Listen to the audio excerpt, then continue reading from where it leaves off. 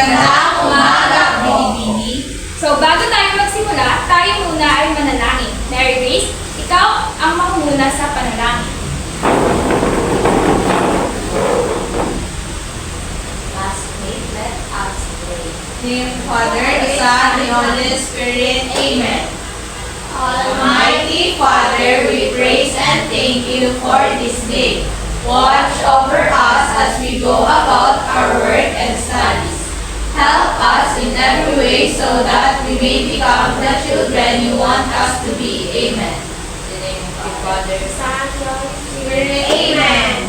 So, bago tayo umupo, tingnan niyo muna ang inyong nasasakupan kung ito ay malinis at maayos. Damputin na rin ninyo ang inyong mga kalat at itapon sa basurahan. So, maaari na po kayong umupo. So, bago yan, check muna ako ng inyong mga attendance. Sino sa araw na ito ang lumiban sa klase? Wala po! So, magaling mga bata at walang lumiban sa inyong klase. Tandaan pa ba kung ano ang nakaraang aralin natin ng isang araw? Opo! So, sige, Laila, ano ang mga ating aralin ng nakaraang araw? Ang ating aralin nung nakaraan ay tungkol sa pabula. So, sige, ano nga ba ang pabula? Miss Giselle? Ang pabula ay isang uri ng katang-isip na panitikan kung saan ang mga hayop o kaya mga bagay na walang buhay ang gumaganap ng mga tauhan. So, tama. Ngayon, dadako na tayo sa susunod na gawain. So, class, mayroon akong ipapakita sa inyong video tungkol sa kwento ang nauuhaw na uwak. Unang panahon, merong uwak sa isang gubat. Isang araw, itong uwak na ito ay lumakbay ng napakatagal at nakaramdam ng uhaw. Kaya tumigil siya at naghanap ng lugar ng pag-iinuman. Ngunit wala siyang nakita. Nangihina na itong uwak na ito dahil sa uhaw.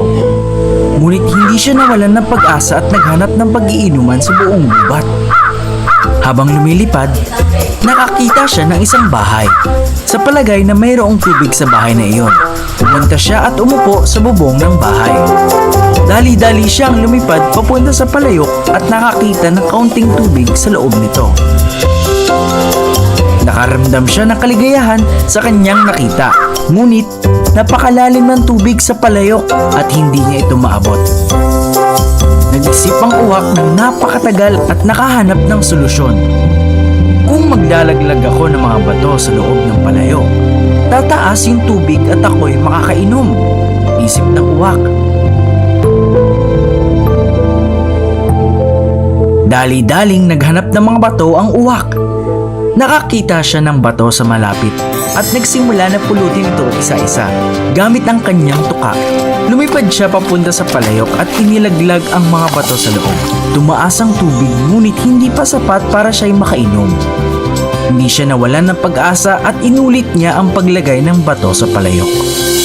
Pagkalipas ng ilang saglit, tumaas na ang tubig at nakainom na ang uwak. Inanyayahan niya rin ang iba pang ibon para uminom sa palayok. Maraming ibon ang dumating para uminom dito at pawiin ang kanilang uhaw. Nagpasalamat sila sa uwak at umalis. Dito natin makikita kung paano ginamit ng uwak ang kanyang katalinuhan para makamit ang kanyang hinahangad. Dapat gamitin mo rin ang iyong nalalaman para makamit ang iyong hinahangad. Okay, class, ano ang natutunan nyo sa inyong napanood ng kwento? Sige, Hani. Huwag po sumuko agad. Magaling. At ngayon, mayroon akong mga katanungan sa inyo. So, tungkol saan ang kwento? Yes, Carlo?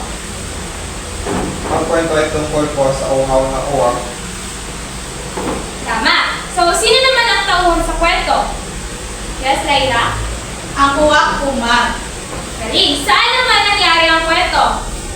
Mary Grace? Sa may bahay ng isang gubat po. Tama. At ano ang nangyari sa huli? Sige, Seth. Nakainom na po siya ng tubig. So, mga magaling mga bata. At talagang nakinig kayo ng mabuti sa kwentong inyong pinanood. Palakpakan ninyo ang inyong mga sarili. So, ngayon, ano din sa tingin nyo ang ating aralin?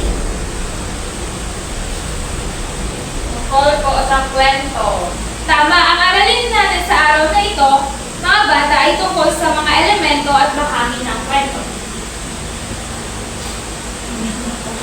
So, bago yan, ano nga ba ang maikling kwento?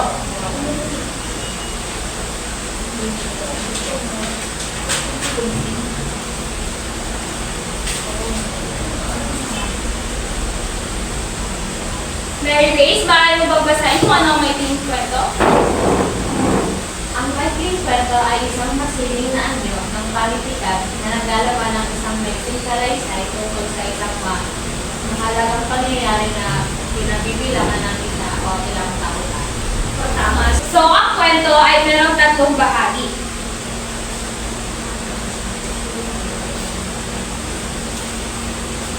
So, una na dito ang tauhan.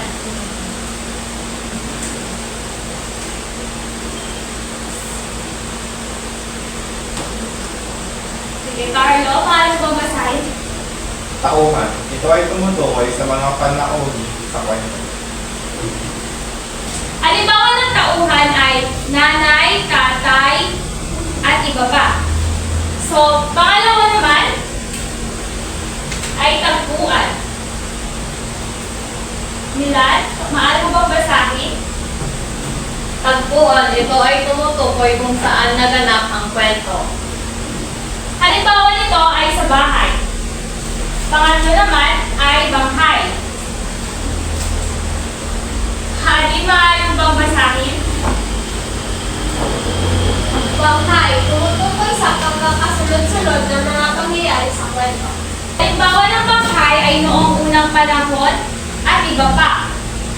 Magtatanong ako at itataas ninyo ang inyong kamay kung kayo ay sasagot. Nagkakaintindihan ba tayo, mga bata? Oo! Mabuti. So, ano ang ibig sabihin nga ng maikling kwento? Yes, Laila? Ang maikling kwento ay isang masining na anyo ng panitikan na naglalaman ng isang maiksing salaysay tungkol sa isang mahalagang pangyayari na kinabibilangan ng isa o ilang tauhan. Galing. Saan tinutukoy ang tauhan sa kwento? Sige, Milan. Ito ay tumutukoy sa mga panauhin sa kwento. So, saan naman tinutukoy ang tagpuan sa kwento? Mary Grace. Ito ay tumutukoy kung saan naganap ang kwento. So, ano naman ang ibig sabihin ng banghay sa kwento? Arlo. Ito ay tumutukoy sa pagkakasunod-sunod ng mga pangyayari sa kwento. So, magaling mga bata at meron kayong naunawaan sa ating aralin ngayon. So, ngayon ay magkakaroon tayo ng pangkat at gawain at hahatiin ko kayo sa 2 pangkat. So, ito yung unang pangkat at ito yung pangalawang pangkat. Sa inyong harapan, may isang kwento akong ilalagay. Babasahin ninyo muna ang kwento at pagkatapos ay susuriin ninyo ang tauhan at tagpuan. Sa unang pangkat, susuriin ninyo kung ano ang tauhan. Sa pangalawang pangkat naman ay kung ano ang tagpuan.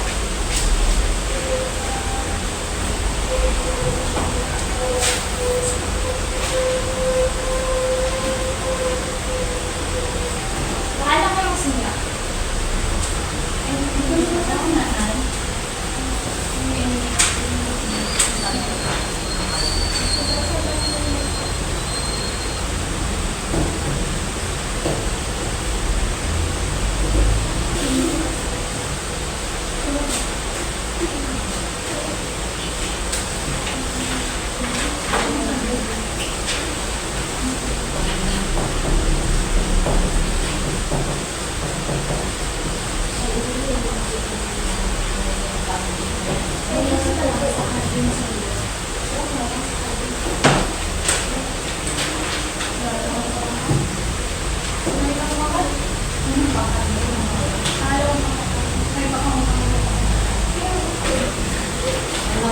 Tapos na ba ang lahat? Opo! Sa unang pangkat, maaari nyo na idikit sa pisara ang inyong nagawa.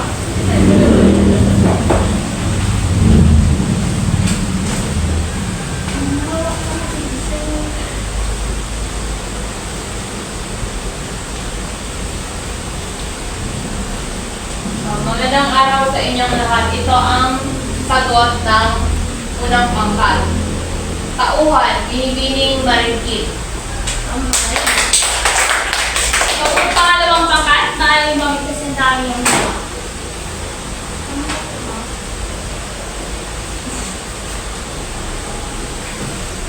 para sa ikalawang pangkat, ang tagpuan. Ang kwento ay gananap sa ating. So, napakahusay mga bata. At dahil dyan, bawat grupo ay makakatanggap ng 30 puntos. Halakpakan ninyo ang inyong mga sarili. So ngayon, may inanda akong pagsusulit at basahin na lang ang tanong.